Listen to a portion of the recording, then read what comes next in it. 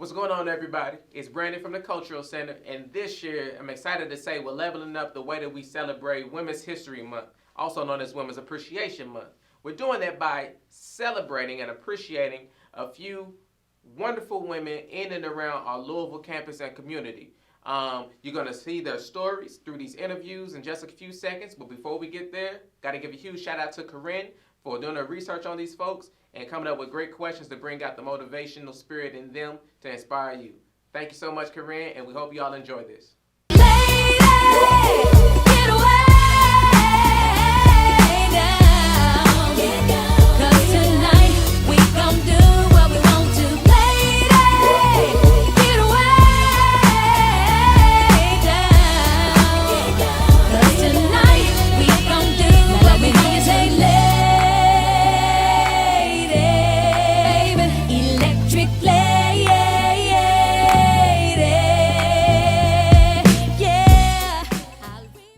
so, ladies and gentlemen, thank you so much for joining us. Thank you for tuning in to Cultural Center TV. And on this year, it is March the 1st of 2021. And we are celebrating, as always, Women's History Month / Women's Appreciation Month. And we can start the celebratory things off with no better way other than highlighting our Melanin 1, 2, 3, 4, 5. So that includes Marian Vassar, Sherry Durham, Nakia Strickland, Leondra Gully, and Sarah Nunez, who make up the Melanin 5, which happens to be a part of the cohort of the doctoral program in the College of CEHD, College of Education and Human Development. And these 5 phenoms will be earning their doctoral degrees very, very soon. And we're proud of them. We want to celebrate them and the work that they're doing. Today, as you see, it's only 4. That's because Sarah is somewhere saving the world, as she often does. So shout out to Sister Nunez. If you don't know her, I'm sure you heard her or seen her around our UofL campus. So thank you all, ladies, for agreeing to this and taking time from your busy schedules. You have families.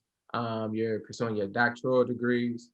So thank you for allowing us to take time to celebrate you all on today. But before we get knee deep, just want to go, so people know a little bit surface stuff about you if they don't know you already. I'm gonna start out with Marian.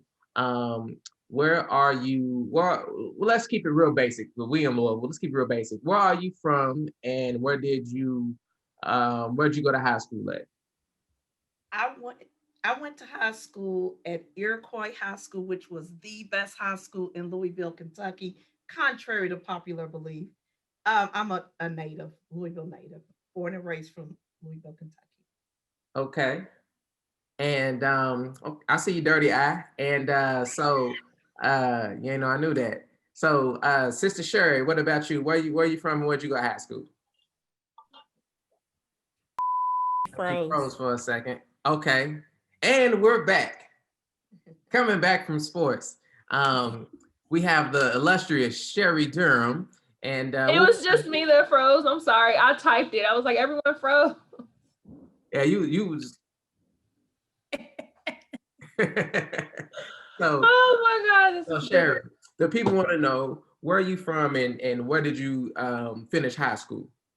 I am from the West End, Best End part of Louisville. I went to the Louisville Central High School, which in my opinion is the best high school in the city. Yeah, so what else you said? What high school did I go to? Where I'm from? I am a Louisville native, born and raised. Yeah, that's pretty much it. But I did not go to University of Louisville for my undergrad or my master's. I did go to Murray State University. I can dig it. And Miss Nakia, what about you? Where you from? Where'd you go to high school? I am from Lexington, which is about an hour down the road, and I went to Bryan Station High School. Bryan Station. We forgive her. Just a little bit, Shay. Just a little bit. And last but not least, Miss Leondra, where are you from and where'd you go to high school? So I am a Kentucky transplant from East St. Louis, Illinois, a high school you don't know, so I'm not even going to tell you. And it was so long ago that, those formative years, that's been a while ago. So we'll just move on beyond that. All's well that ends well. So as you can see, folks, we have folks from that make up the Melanin 5 that is from a little bit of everywhere. And just shouting out Sarah Nunez one more time. She is from Asheville, North Carolina, I believe. I can't name the high school that she went to, but I'm sure she got the superlative of most likely to succeed or most likely to help some youth succeed. So either way, shout out to her. And we, again, missing her presence. So to start this, these questions also folks can know a little bit about you all's path to success. What are some causes or some issues rather that are important to you and make you want to speak up and use your platform, use your voices? I think one that's probably the most relevant is doing what I can to make sure that underrepresented students have the resources and the support that they need, especially on a college campus at a PWI, predominantly white institution, because we know that, the struggles that students face. Myself as a first gen student coming to a college campus, I know the struggles that I had. So that would probably be the cause that I'm most passionate about today. Well said. And what say you, Miss Marian Vassar? Anything that has to do with social justice. So speaking out against racism, white supremacy, homophobia, xenophobia, anything around social justice is my passion. And if I see it, I'm going to speak on it. And thank you for speaking on things. It's a whole thing going around for a while now. If you see something, say something. And you done had some time to chew on that for a while, Miss Nakia. So if you want to get on that, the floor is yours. What are some issues that make you speak up and speak your mind about? I mean, I think that I would definitely echo what Leondra and Sherry have mentioned about assisting students during their journey. I don't work as much with students as I used to, but I still pride myself as serving as a resource to students. I think about some of the issues that I faced coming out of my first year of school. I didn't do so well, lost scholarship. And so really being that resource to help students, to let them know you can still do it. You can still make it. So no matter any obstacle that comes your way, you can overcome that and achieve your goal. Got you. And okay, so as far as we talk about achieving goals and being successful, in your opinion, Marian, what do you believe is the biggest challenge for young women today coming into adulthood? Well, unfortunately, as they say, it's a man's world. Of course, I don't buy into that, but what I do know are the systems and structures that women have to face every day. They were designed through that lens. So I think always having to come up against sexism is going to be a thing, but even more important for women of color, we are dealing with racism and sexism. So if you're a woman of color, you're going to have a double whammy that you have to come up against. It is not unattainable, but it is a reality that we have to face every single day. Very well said. Miss Gully, and what about you? Echo everything that Marian said. I think especially because of the influences around people or what they see daily, another challenge can be just feeling empowered to do the things that they want to do in life and feel confident that they can do it. And so that's one of the things that, we want to make sure in our journey through the PhD program that people coming behind us, that, that they can see themselves in us, because we understand that we didn't always have people in the same positions that we are in when we were their age. And so, yeah, I would just say, you know, finding someone who looks like you and feeling empowered to be successful in the things that you want to do. Mm-hmm. So you mentioned, you know, you all are obviously getting PhDs. And first off, congratulations on however far y'all have made it thus far. I have not looked into a PhD program outside of a conversation with Leondra twice in 2 years. So shout outs to y'all. But you know, and you're on your way, because that's all it takes is a conversation. Do it. Somebody will be reaching out to you in a minute. Yeah, because I'm gonna send you information. She's already recruited you. Leondra's already recruited you. Yeah, because you know, there's nothing wrong with a PhD program. If I ever move to Houston and go to Pastor TD Jakes' church, I will be signing up to be a Potter's House deacon. But y'all got the PhD on lock with the College of Ed. But so Nakia, what made you want to pursue a PhD? I will tell you that when I first thought about can I do this? Is this really for me? I really took some time out to think about it. So when I graduated with my master's in 2012, I didn't go back to school right away. One, because I was tired. I worked full time while getting my master's, and I just wanted a little bit of a break. And so I had thought about it over the years. And one thing my advisor told me was that don't jump into it until you're ready. So you don't do it for anybody else, you're doing it for you, and you do it when you're ready. And so when I decided to jump into it, and when I said Leondra has already recruited you, I felt like she recruited me because when I was thinking about it, I was going back and forth like, I don't know if this is what I want to do. But I'll never forget, Leondra had her interview for the program. And after she had her interview, she called me and was like, oh, I just want to let you know, I already told her, she and Dr. Longerbeam, that they're going to be receiving your application this week. And I was like, I never even said that I was applying. She was like, I just want you to know, I already told them they're going to get it soon. So that was for me that extra push to say, go ahead and jump into it and do it. But then knowing that she was going to be in the program, Sherry in the program, Sarah, and then Marian, I think, came a semester after me. But I think that's what also pushed me to go forward. And so with my doctoral degree, I feel like I love to learn and I love to grow. And so this was just another area for me of learning, growing, and developing. That's dope. That's dope how all of that came together, how all of y'all came together. That's beautiful. Wow. And that's great advice too. I think that your advisor had gave, not your advisor, professor. You said you're a professor? My advisor and professor. I mean, okay.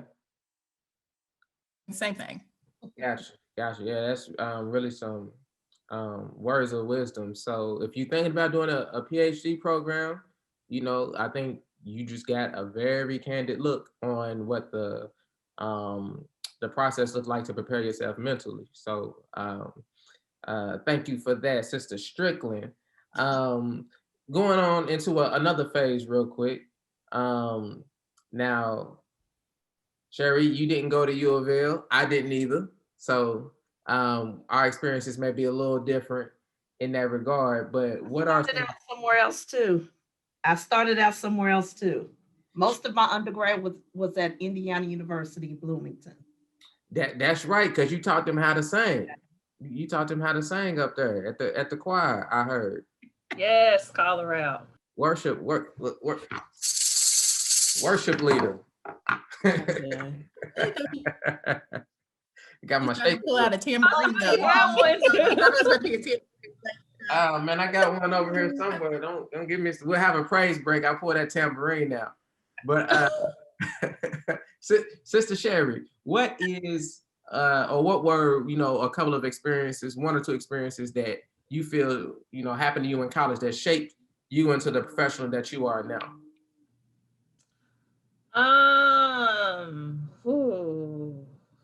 A couple. I'll give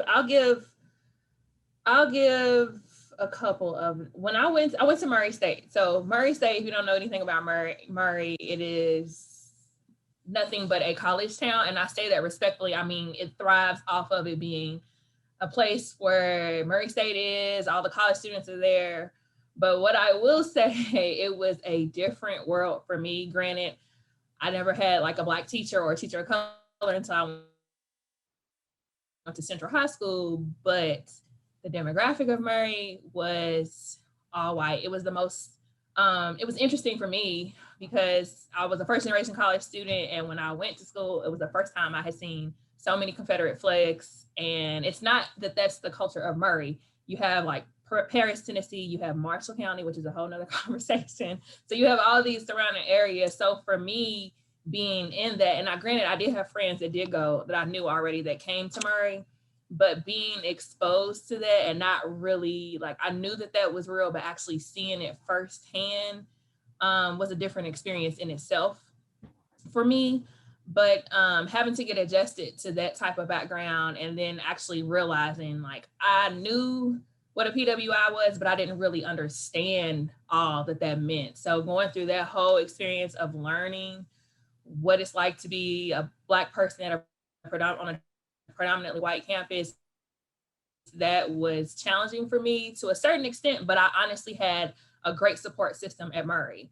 So that probably was one of the things that I had to learn how to navigate life in a different kind of way, coming from where I lived, where I see Black people or people who look like me every day. So that in itself helped me to grow in that way and learn how to move in that type of world. And then the second thing I'll say was actually finishing. I got there. Unfortunately, I did not keep my scholarship. I struggled. I didn't know how to study as a college student. And we all know that it's not the same for a lot of people in high school. So I struggled, and I honestly was worried, like, am I even going to be able to get this degree? But actually finishing my degree, regardless of what the challenges were in order to even get my bachelor's, that in itself was, for me, was probably my biggest accomplishment. And then right after graduating in May, I started my master's program in June because I felt like I needed to just keep going. Session happened when I graduated, so I couldn't find a job anyway, but actually finishing my degrees probably was one of the biggest learning experiences for me, because in my head, like, I knew that I was going to college. I had a great support system at home and my friends, but it felt like I really didn't know if I was really going to be able to achieve getting a degree. And so actually finishing probably was one of the biggest challenges and accomplishments that I've had. That's dope. That's dope. And you went, you came, you saw, you conquered. I did. Yeah. I did, didn't I? You did. Yeah. It was rough. That undergrad, I'm not gonna lie, it was rough. Yeah. No, I feel you. But guess what? You went to Central, right? Yep. So you can't take the sting out the yellow jacket. No, you right. You hear that, Marian? No, I'm just playing. Whatever. Y'all not gonna sleep on Iroquois. Great things come out of that school. You're right, Marian Vassal.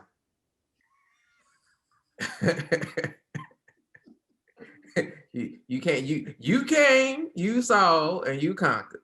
I conquered. Amen. So, okay, so you said you started off at IU. So what were some of the experiences that you had at IU that shaped you into who you are today? Oh man, that almost gets me teary-eyed thinking about my time at IU. So the difference between being at IU and being here at UofL, the entire time I've been a student, I have also been a working parent. And so, like, I don't know the college experience here at UofL, but baby, IU, whoo. Now, I don't remember any of my teachers. I do know they were all white. I don't remember any of them, but I will tell you what I do remember. I had a job at our Black Cultural Center. I was a student assistant. Maybe I was work study. I don't remember. But there was, surprise, surprise, an African-American choral ensemble. And it was like, you didn't see Black people anytime until it was time for choral ensemble. We met every Tuesday and every Thursday. And just that community that we had, we supported each other. It was the best. And yes, partying. IU is definitely all about college. So Bloomington, if you're in Bloomington, you either work at IU or you go to IU. Like, I don't know that people just actually go there to live. for no other reason. Some of the best years of my life. And the friends that I had at Indiana University, we are still really, really good friends today. So it was an incredible experience. Just really solidifies the importance of us having our own community, even in a PWI, because it was like there was IU and then there was like the Black IU. And it was a great experience. And I think I don't want to speak for UofL students, but I see a lot that is lacking on our campus that I had when I went to IU, that it just really made a world of a difference.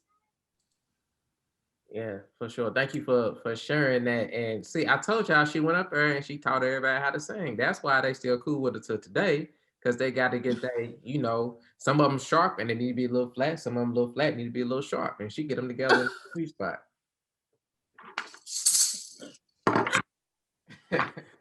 I'm gonna bring this with me a staff meeting here on now. I would love to see that. I need to give me some now. So, switching gears a little bit, because you all have achieved multiple degrees at this point in your lives, and have at least one more to go. So you're definitely not at the end of your chapters yet, as far as your history is concerned. But from working in education, we know that we see the struggles every day, right? Especially with you, Sherry, you're getting students right out of high school. So we know what it looks like when someone is trying to figure it out and just graduate high school. And we know what it looks like when folks are figuring it out, getting scholarships back, having a rough freshman, sophomore year, and ultimately finishing, maybe even have to sit out sometimes and then come back and finish college, or get into the workforce and just find their flow in their career, right? So what is one piece of advice that you would give to yourself as a young child or as a little girl? And we'll start with you, Leondra. For me, I would have to say go for it. I think growing up, especially, you hear about these stories of people come to college and they change their major like 7 to 8 times. Mine was probably like 9 or 10. And I think it was just because growing up, I had the things that I wanted to do, I didn't have enough self-confidence that I could do those things. And so I think that if I could go back and tell my younger self, it would really be just to go for it, because one, you don't know unless you try. But I think oftentimes, especially Black women, we are in these situations where we don't see people who look like us, and we don't know, the power of being able to see somebody who looks like you and being able to feel that empowerment or gain that self-confidence. So I would say go for it, girl. Go for it. I'm with that. Nakia, what about you? Some advice that you would give to a young lady? I think it would just be, you can do anything that you put your mind to. I think that when I think back over my life, there's been many instances where I didn't think I was capable of achieving something or doing something, or I may not get it on the first try. But just to know you can do anything you put your mind to. So it may take 1 or 2 times, but you can do it. Like, keep pressing forward to accomplish the goal that you have set for yourself. You can do anything you put your mind to, no matter what. Mm-hmm. Okay. And Miss Sherry. Same question. Yeah. Mine probably would be confident because you are enough, because I feel like a lot of times you are told that you're not able to do something, or for whatever reason that may be, and you still actually kind of get that even when you get into your professional career. So that probably would be my piece of advice, because that is something I also lack, like Leondra said, having the confidence to actually know that you can do certain things. And then you look back and you think, what was I so scared of? I mean, I did it. It came, it happened. Like you said, we conquered, it's done. So be confident and know that you're enough is probably what I would say to myself. See, I'm surprised to hear you say that because when your aura, just when you on a call or you just passing through the office, it's like I got this. You don't know. Because you can't let people see you sweat. That's the way it's supposed to be. You really can't. You really can't. I appreciate that though. Absolutely. We appreciate you. Listen, y'all. So look, one day, me and Sherry, we had a site visit at this at a school, right? And you know, you just said I'm only saying this because you said you can let until you sweat. So I ain't had no gas. And I was gonna be late if I got some gas. So Sherry's like, bro, you trying to ride to the school? I'm like, yeah, I'm glad you said something. Yeah, let's go ahead and go. Whole time I'm like, man, whew, was she a lifesaver? I was behind. I didn't even know that. I was behind the E. I would have had you. It wouldn't be nothing. I was all the way behind the E. I said, oh man, I'm messing up today. So now y'all are the Melanin 5. And I can't, you know, we can't have this moment and not ask about culture a little bit, right? So how has Miss Marian, how has your culture hold on, let me get it right. So in case y'all already know, I'm substituting for our wonderful work study student Corinne, who is I can't put a business. She's teetering around a very, very near perfect GPA. And so that's why she's not with us right now. But these questions came from her. And so that we have, for Women Appreciation Month, we have the lens of a young sister, right? So definitely want to reiterate that. But I don't want to mix up her words. So Miss Marian, how has your cultural identity influenced the way you view life and the world? Well, I think the answer is in the question. My cultural identity informs everything about how I view and experience the world. So that is the way I make sense of the world, is through my Black skin as a woman who is able-bodied, Christian, heterosexual, cisgender, US born, all identities and all the experiences that have come with those identities. They not only tell me how to make sense of the world, they tell me how to navigate the world, and how to fight in the world, and how to find my fit in the world, and how to create a fit if I don't fit in the world as it currently exists. So I think it's everything. I'm only who I am because of all of those identities. Yeah. So for those who don't know, we're talking about culture. This here is a church fan. Do I have a witness here? Throw this fan at her. I can't with you. You gotta, I hear you. Sometimes you gotta make a fit when you don't fit. Do you feel? Why does he got all the props? I don't know, but I hope this is edited out. I don't want to edit it out. You have You ready. You got every prop. I'm like Sherry. Every prop. Did you see a microphone coming? Oh yeah, man. It's funny because you know him and Leondra work together because she's so used to this. Look at her. She's just like, she is unbothered. You got everything over. Got everything. Got everything. I got another mic. He's ready for virtual service. He is ready. Yeah, listen, look. Y'all thought this ain't no game. Is there a link to give? Let me tell you something. If you bring out a podium, you better not have one of those. Oh, you better not have one. I stand those. So y'all lucky the battery dead.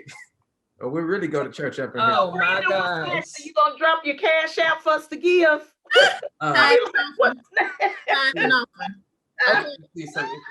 He gonna see a sign drifted in the pay into the camera with his Cash App and his Venmo account information. Then you gonna open up the door.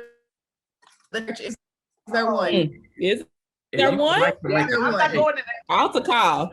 I ain't joining that one. This is too much. If you would like to make a donation, is this for the building fund? You can give right now for the. That's gonna go to the right account. Right over there. Right. Need about $100 more. The Lord told me. Open. Yeah. He's trying to get us to sow a seed. Hey, come on back to this interview, sir. Oh my gosh. So Yeah, man, I just, appreciate y'all time. And see, this is a part of the culture, right? I didn't even realize I left this right here. This is part of the culture. You know what I mean? When you at UofL and you're amongst, Black folk who are thriving and who are still reaching back and helping others to thrive, right? I've been on calls with everyone here who has been focused on the future of UofL as a whole, and specifically talking to individuals, whether that is for alumni relations and giving back and sowing literal financial seeds, or that is talking to parents and convincing them that their child will be safe here in the midst of civil unrest in Louisville, Kentucky, within the last year and a half, and literally going to schools on site visits and seeing how our babies are developing from age 8 to 18, so that when they get to UofL, they can come in the door thriving, right? So, and that is who encompasses the Melanin 5, right? And that's who all these beautiful sisters are today, right now. And in case you didn't know, they are trying to help somebody. And because he was all raggedy and dirty, people would just laugh and make fun of him. The church is open right now. And he said, because of the way I am, and if you want to know, no fancy clothes, fine homes, and cars. A lot of people consider me the Melanin 5 and say I don't know what you're talking about. This song was originally written and produced by Marian Vassal. Really touched my heart. And talking about being just a nobody trying to help somebody. I'm just a nobody. I actually know that song. That just made my day. This has made my day. Who can save anybody? Payroll. I'm just a nobody. This just made my day. Oh my God. Oh my God. I am so grateful. I know I had to do it. I can't, I ain't got no sense. That's the Williams brothers. Oh, this It is is. hilarious. It is. I know. I love it. I ain't got no sense. And that's why this video had to kick off. Women's Appreciation Month, because hey, it just is what it is in a great way. Definitely is what it is in a great way. In a fantabulous way. So again, she said that just made my day. Well, you making a lot of people's days, and all of y'all are at UofL. Real talk. So I appreciate y'all and thank y'all for y'all's time. We had a good time. We had a funky good time. We did. Thank you for having us. Yes. And just a shameless plug, this is not the last time that you will see Melanin 5. We have some amazing things in the works that we are getting ready to roll out to make an impact beyond the time that we are at UofL. So stay tuned. Yes. Most definitely. Absolutely. And bring your shakers with you next time. Well, the Melanin 5, if everybody got 2 shakers, we can have 10 shakers and shake some things up. Hey, man. That's Reverend Durong's voice. All right, I'm gonna hit this record button. Hey, man, thank you for tuning into the Cultural Center TV, and stay tuned for the Melanin 5 coming near you.